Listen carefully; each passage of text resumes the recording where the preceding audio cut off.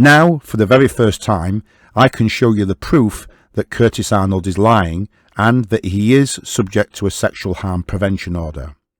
The document you're looking at is the official transcript of a sentencing hearing that took place at Harrow Crown Court on the 8th of February 2019 in the case of Regina and Curtis Arnold.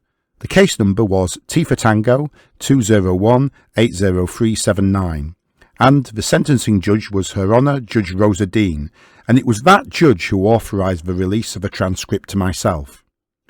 PDF copies of the files with the transcript can be found using the link provided in the video description. I am now going to read to you key parts of the transcript. These are the words of Judge Dean in her sentencing of Curtis Arnold. You now fall to be sentenced for 12 counts of fraud relating to 12 separate victims. 1 count of voyeurism and causing a person to engage in sexual activity relating to a 13th victim, and 1 count of making indecent images relating to a 14th victim who was 17 at the time. In relation to the 12 frauds, those offences started in March 2015 but went on for nearly 3 years until your arrest in April 2018. The pattern was that you would get to know women who were training at a gym. Sometimes these were gyms which you knew full well you were banned from using. You pretended you had a company. You pretended you had a business partner called Sarah or Laura. You would ask the young women to model clothes for modelling or research purposes, offering them payment or free clothes in return. The clothing was deliberately tight-fitting. You took photographs, and there were occasions which you posted those photographs up onto your social media account without their knowledge, something I consider a particularly aggravating feature of this case. The women were of course lied to because they never got the payment of the clothes, and they were left feeling embarrassed and some of them humiliated. You sometimes met these women late at night when there were few people around in the gym. And I have looked at some of the text messages in this case which show not only are you a determined liar, but at times there would be a degree of unpleasantness close to bullying. You approached HC by Facebook in March 2015 telling her, as you were, that you were a powerlifter, telling her that you made videos for a friend's company and asked her to model prototype leggings. You then met her at a gym in the Royal Holloway. You had your 10 to 20 pairs of leggings with you. You asked her to put a pair on and bench press, and you filmed her in a way that made her feel uncomfortable. You also asked her to try on several other pairs of leggings which she saw were old and worn and sweaty, and indeed one pair had been altered at the front so that it showed her pubic area. Of course, she foolishly agreed to wear several other pairs but felt very uncomfortable, and then had the humiliation of realising that you had uploaded footage of her onto YouTube. And so it was that she was your victim. Your next victim was in April 2015. She used to go to the gym where you mainly trained. She did not like the way you looked at her, but you came over telling her you were a powerlifter and offered her assistance, and then later asked if she would be interested in doing some videos for a legging company, pretending that you worked with someone called Sarah.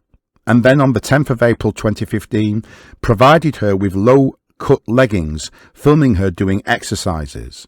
And of course, she too was to realise that this was all a lie, and she became aware of your YouTube account. And she set out the harm that you have caused her in her victim personal statement. And of course she says the obvious.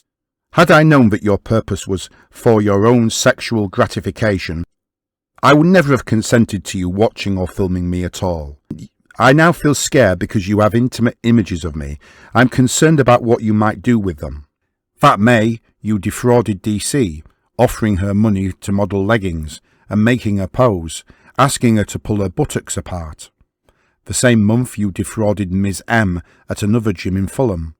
She felt very uncomfortable throughout the whole process. In February 2017, again in Fulham, you approached Ms. C with a lie about having a prototype, and the light-fitting reflecting material meant she would not have to wear any underwear. And you made her squat and stretch in these leggings to the point that her pubic hair could be seen. And of course she was lied to, and of course there was no payment for her. In August 2017, you defrauded LS and you got her to agree to be filmed in her own clothing at work. She believed this was for research purposes. That November, you defrauded HM, again getting her to pose in leggings, asking her to give herself a wedgie. And she noted that a pair you asked her to wear did not have any crotch, and that her underwear would be fully on view. And she was left feeling so embarrassed by the whole thing. Moving on to count 19, in late 2017 you approached SS. You pretended you had your friend called Sarah and that you had a proper purpose for taking their photographs, which you did not. And she stopped agreeing to be photographed when she realised that you wanted her to be in rather lewd poses. In January 2018 you defrauded JJ, again lying to her that you were doing research work, getting her to put on a pair of leggings that was so low she felt almost naked. In February 2018 you defrauded EM at a different gym, again pretending that this was for research purposes. And in this incident a very unpleasant feature is that you asked her to go into the toilet with you to have further underwear photographs taken, telling her that most personal trainers do this in order to obtain measurements. Thankfully she refused, but she described how when she became pretty angry with you, you were not at all pleasant back to her. In March 2018 you defrauded an old school friend KC, and you approached her under your fake partner's name of Laura and told her all sorts of lies about this Laura, and the facts of that are set out in the opening note. And then in April 2018, in the evening at a gym that you had been banned from using, you defrauded SH.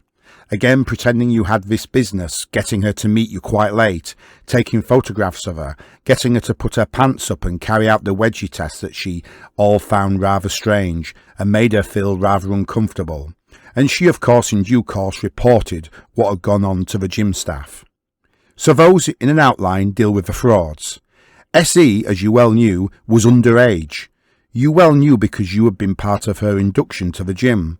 She was 17 years old when you took photographs of her.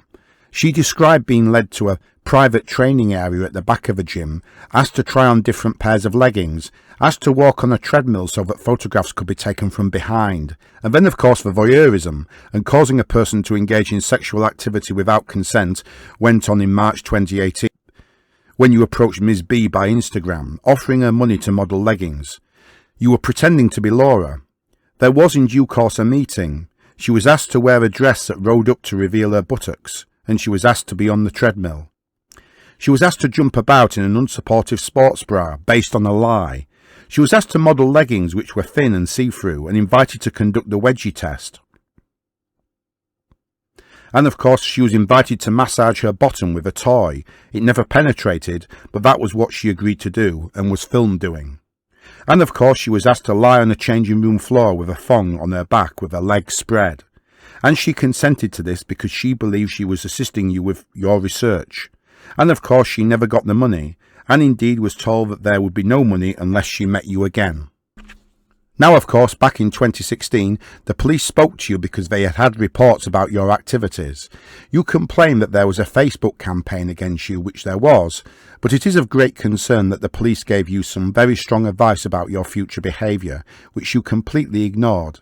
And then in April 2018, when you were finally arrested and interviewed under caution, you gave an extremely detailed and elaborate story. Indeed, it was an extremely bold lie. Now you are 30 years old, you have a large number of previous convictions. I recognise that there was a gap of 5 years before your last offences, and that may be inaccurate. I've taken that from the pre-sentence report. Looking at your antecedents, 18 convictions for 31 offences. Your last court appearance before these offences, September 2013, so in fact just about 2 years or even less before your offences. Offences for violence, for dishonesty, for arson, and for perverting the course of justice. The author of the pre-sentence report, of course, highlights that the offences back in 2007 and 2009 demonstrate a misogynistic attitude to women. The perverting the course of conduct relates to quite determined lies about who had been driving. And the arson, which is always a troubling conviction, I am told relates to setting fire to curtains in a restaurant when you were high on ecstasy. So it seems to me that your previous convictions are an aggravating feature of the case, although of course I recognise that they were not for sexual offences. I have to sentence you of course in consultation, or rather by following the definitive guidelines, and I turn first of all to the fraud guidelines. everyone agreeing that they do not easily fit into the guidelines because of a sexual element to this case, but in terms of higher culpability, which is not contested, this was plainly an elaborate deception. It went on for over 3 years. You made up a business partner, you made up fake media profiles, you attended gyms which you were banned from attending, you misled the victims about your status at those gyms. On your own account in the pre-sentence report, there was a strong sexual element behind your offending. Many of these offences took place after the police had given you advice. And of course, in terms of the harm, there was some financial loss to the complainants, in the sense they never got paid or they never got clothing. But the harm here really was that at the time many of these young women felt that you were weird. Later on they felt exploited and humiliated. And of course, as they, young women, get older, they are going to feel more and more foolish about what was going on. And of course, a real aggravating feature I have already referred to is the fact that some of these images were put up on social media without their consent, which is extremely alarming for the women concerned. In terms of remorse, you will have to understand that I hesitate in accepting that you are genuinely remorseful. The reason for my hesitation is that these offences went on for a very long time, they were very manipulative, and you spun a very elaborate lie in interview.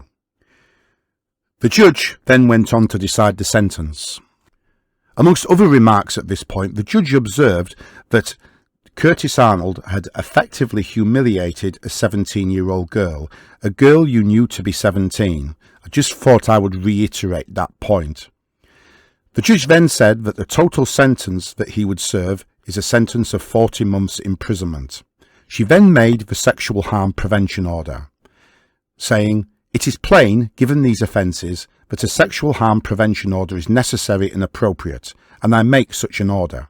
Now, Mr. Arnold, it is very important that you comply with the sexual harm prevention order. The length of the order will be commensurate with the length that you are on the sexual offences register. So what you are prevented from doing is possessing any device, including cloud or similar remote storage media capable of storing digital images, moving or still, unless you provide access to such storage on request for inspection by a police officer or police staff employee. And you are not to install any encryption or wiping software on any device other than that which is intrinsic to the operation of the device." Those were the terms of the order, and it was for a period of 10 years, which means the sexual harm prevention order expires in 2029.